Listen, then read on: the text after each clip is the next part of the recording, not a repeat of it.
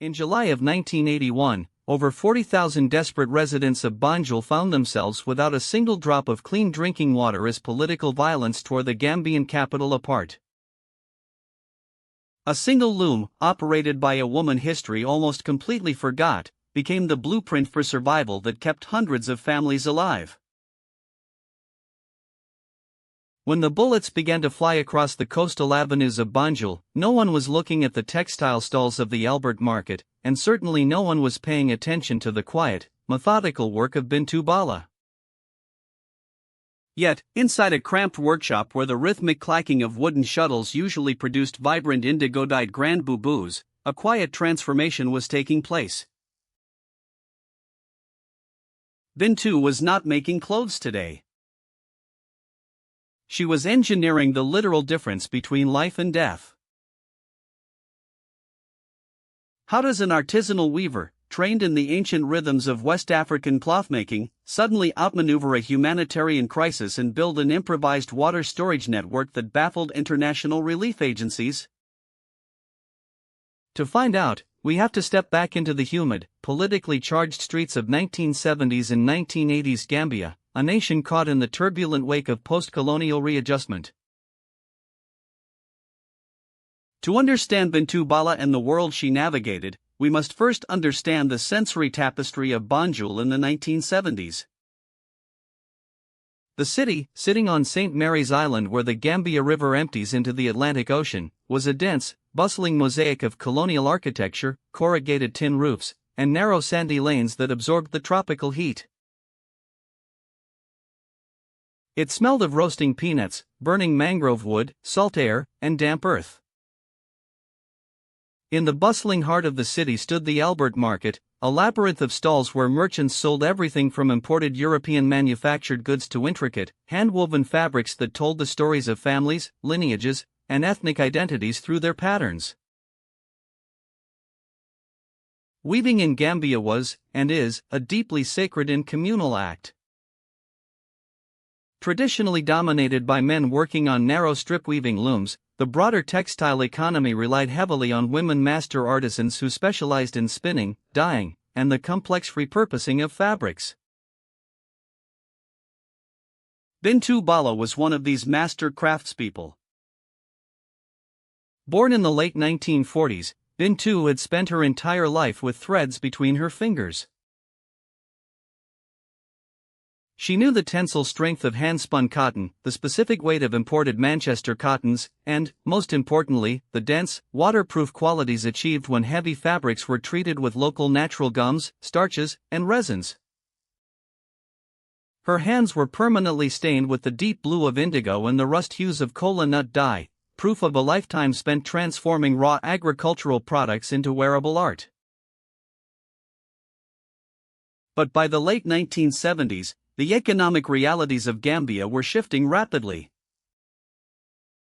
Following its independence from Great Britain in 1965, the nation led by Prime Minister, and later President, Dawda Jawara, enjoyed a reputation as a stable democracy in a volatile region. However, stability on paper rarely matched the daily struggles of ordinary citizens. Global economic shocks, rising fuel prices, and stagnant agricultural yields, particularly in the vital peanut export sector, began to squeeze urban workers and rural migrants alike.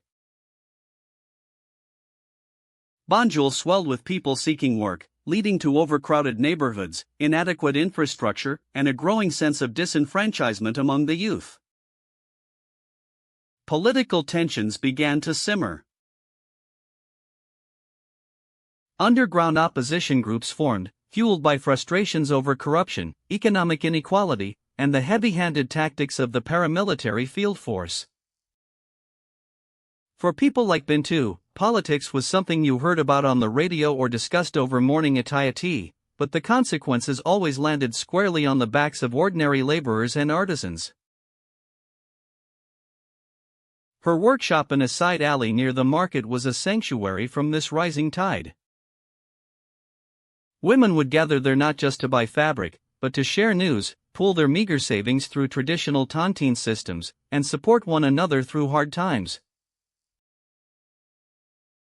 It was a microeconomy of mutual aid, run entirely by women who understood that survival in the city required absolute solidarity. By 1980, the political atmosphere in Banjul had grown toxic.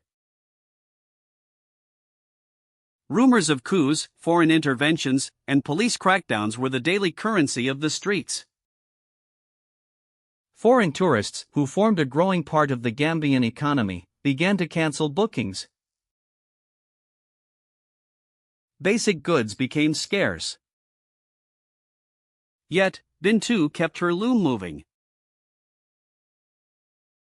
She believed, as many artisans do, that work is a form of resistance against chaos. If she could keep producing cloth, she could keep feeding her family and paying the school fees for her younger siblings and orphan nieces. Little did she know, the chaos was about to break down her front door. The turning point came in the early hours of July 30, 1981. While President Jawara was away in London attending the royal wedding of Prince Charles and Lady Diana Spencer, a leftist faction calling itself the National Revolutionary Council, led by a disgruntled former shopkeeper named Kukoy Samba Sanyang, launched a bloody coup d'état. Backed by elements of the paramilitary field force and disgruntled civilians, the rebels seized the radio station, declared a Marxist-Leninist revolution, and took key government buildings. What followed was a week of profound terror and confusion. Loyal security forces, trapped or hesitant, clashed with the insurgents in sporadic firefights across the city. Looting broke out as law and order collapsed entirely. More terrifying for the residents of Banjul was the immediate intervention of neighboring Senegal. Under a mutual defense pact, Senegalese troops crossed the border to crush the rebellion and restore President Jawara to power. Heavy artillery and infantry combat erupted in the streets. Residential neighborhoods became active war zones. Homes were caught in the crossfire, and stray bullets punched through corrugated tin roofs with terrifying frequency. Panic sent tens of thousands of residents fleeing from their homes. People grabbed whatever they could carry, a cooking pot, a sleeping mat, a child, and ran toward makeshift sanctuaries like mosques, schools, and open courtyards further away from the heavy fighting. Bintou's workshop, located in a relatively sturdy brick and mortar building, quickly became a magnet for displaced families. Within 24 hours, over 40 people, mostly women, children, and the elderly, were crammed into her compound, seeking safety behind its thick walls. At first, the immediate concern was physical safety from the bullets and shrapnel whistling overhead.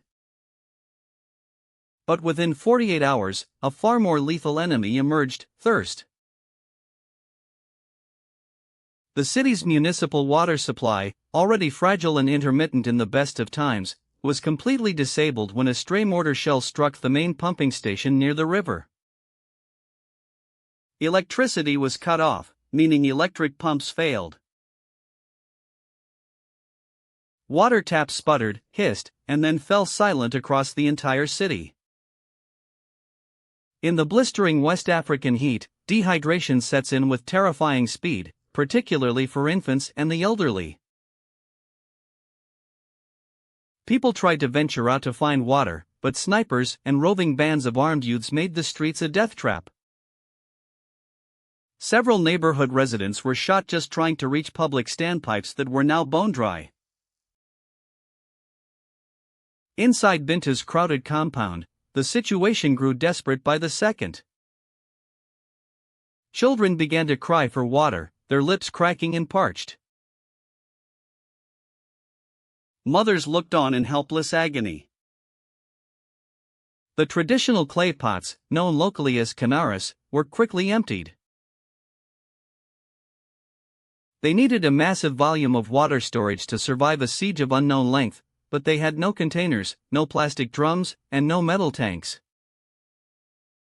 Buying them was impossible. Even if shops had been open, money had lost its meaning in the smoke and fire of the coup. This is the precise moment when Bintou Bala's extraordinary grassroots ingenuity intersected with history. Standing in her workshop, surrounded by rolls of heavy, unbleached cotton canvas and materials she normally used for heavy-duty grain sacks and upholstery, she realized that the key to survival was right in front of her. She looked at the fabric not as something to be worn, but as an architectural medium. Bintou remembered an old technique passed down by her grandmother, a nomadic weaver from the eastern regions near the Senegal River. In times of extreme drought, her ancestors had constructed portable liquid containers out of densely woven plant fibers treated with specific organic seals. Could this ancient knowledge be scaled up to solve a modern urban humanitarian crisis? She had to try. Working rapidly by the harsh, flickering light of a single kerosene lamp, Bintou rallied the women in the compound. There was no time for hesitation. She organized an assembly line right there on the dusty floor. First, she selected the densest, heaviest cotton canvas available in her stock. Using heavy-duty sailmaker's needles and wax thread, she and 3 other women began sewing massive, cylindrical bags, some nearly 6 feet tall and 4 feet in diameter.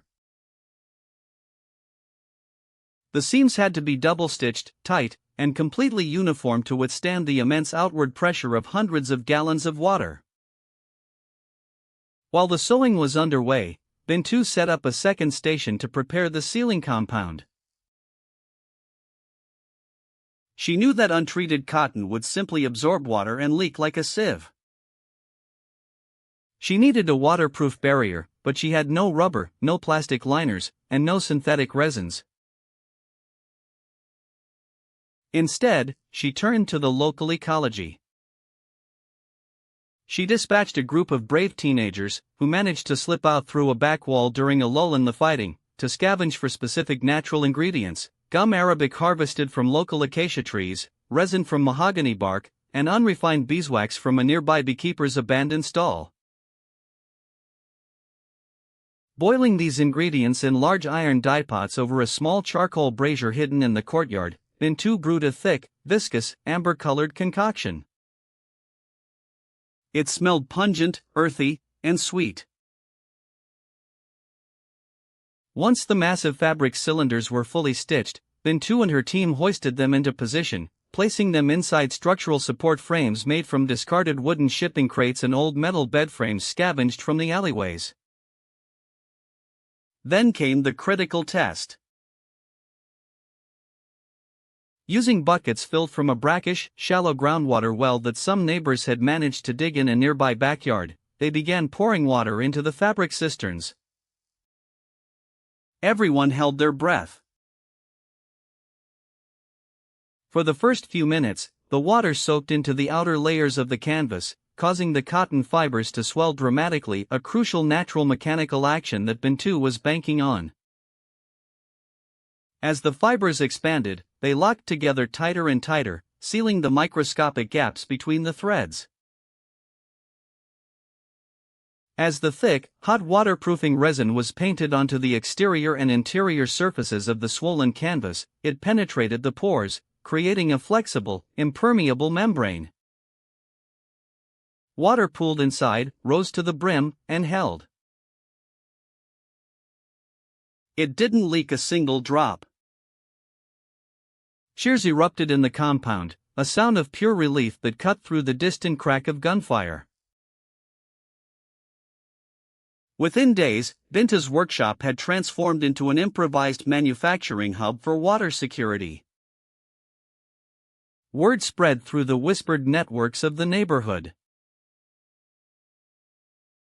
People from adjacent blocks risked their lives to crawl along alley walls, bringing scraps of fabric, old sails, and canvas tents to Bintou's door.